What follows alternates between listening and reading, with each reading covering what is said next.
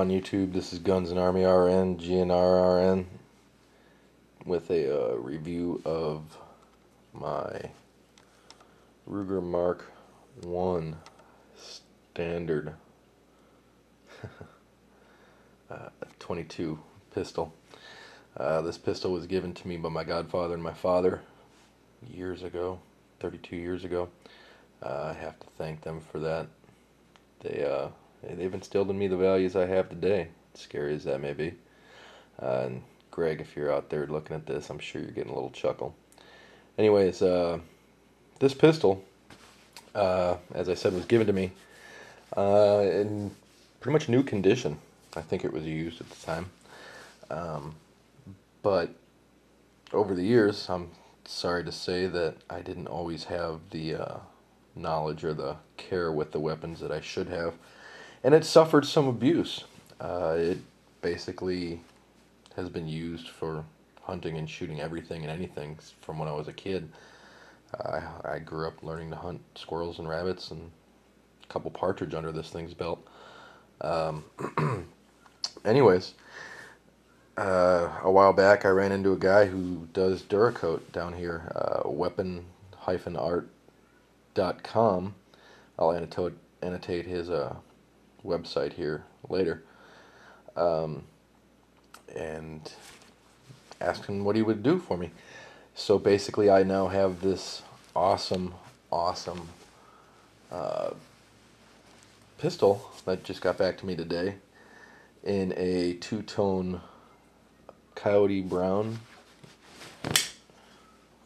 right here with Magpul flat dark earth, and then the mags were, after he parkerized them, you can see the mags have been parkerized in coyote brown on the bottom with the Spyderco center fonte.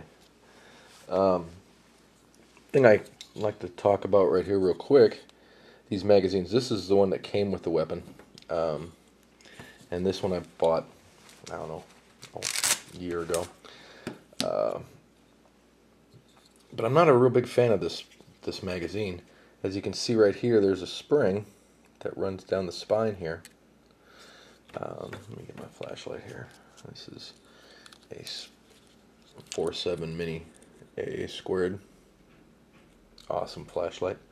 But if you can see that magazine, and it runs the length, it's kind of cheap. Battery died. Sorry about that. I had to change out. Anyways, as I said, it's kind of cheap. It runs along here, as opposed to the magazine that came with the weapon has got this spring that runs down the full length, back and forth, and I don't know, it's just personal preference, but I prefer this magazine. It seems to be a lot smoother. As you can tell, the metal on, or the base plate on here is metal as opposed to plastic. Yeah, but anyways, back to this. As I said, I've had this thing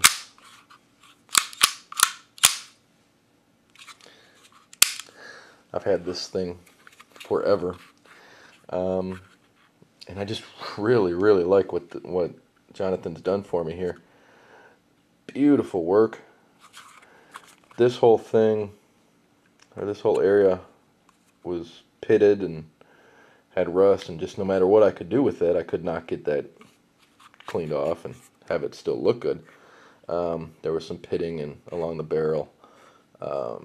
Not sure how I feel about the whole bolt being done, as you can see, but it cycles awesome. I'm sure it'll fire. So we'll see how I end up feeling about that. It doesn't look bad by any stretch. You know, my whole issue is, from a function standpoint, functionality is everything. If the weapon doesn't go bang, even if it's just a 22 and you're training or hunting or whatever, what good is it to you? You know, it's kind of, wow, this weapon just brings back all kind of memories to me. Shooting with my father and Greg, being taught how to shoot.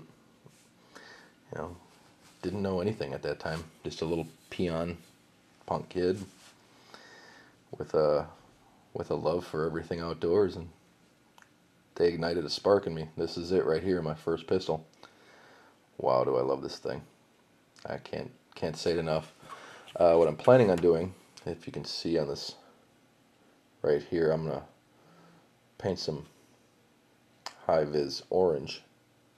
You can see that, my dirty fingernails, on here, so that blade will be picked up a little bit better between, as you can see on the sights. Not too easy to see right now. Camoed my sights out too much. But that's an easy fix. That's one of those data points you need to learn by doing. But yeah, wow. I look back on this and all the memories with this weapon, and all I have to do is pick this weapon up and I'm instantly transformed back to those days with my father and being a little idiot, not knowing anything, which is probably what led up to this weapon being as dirty as it was. None of my weapons are like that now, but yeah, live and learn. That's why you give a young kid a weapon that they can learn on. Hopefully they take care of it a little better than I did with this one. But that's given me the opportunity to Duracoat this now. And I'll tell you, it's a badass looking weapon. It's got all kind of coolness for me in that coloration. The way it just kind of blends in. I mean, just look at that. Jonathan, you did an amazing job. Just an amazing weapon. And accurate as all day. I can shoot this weapon just as often as I want. Cheap ammo. Good trainer. Yeah. What more can I say? Anyways, this is just a quick vid on this. I'll pop off some video once I'm able to shoot this. I've got to wait a couple weeks yet because the Duracoat needs to finish hardening. I don't want to scratch it up any or ruin my finish. But once that sets, that stuff is there for life. It's not going to scratch. Clearly, if anything comes up, I'll let y'all know. But if you're looking to have anything done, I'll tell you what, Jonathan will take good care of you. Just like I said, get a hold of him at weapons-art.com, or yeah, weapons-art.com, and he'll take good care of you. Tell him GUNSnARMYRN sent you. Maybe he'll cut you a little deal. He does do some LEO and military discounts, which did help for me on this. This was $160, I believe, for two-tone. Not bad, you know. Awesome work, excellent fit and finish.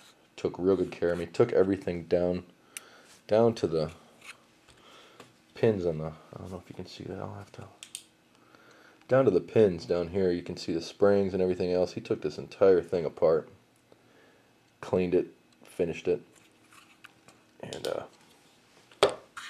what more can I say? Let me know what y'all think.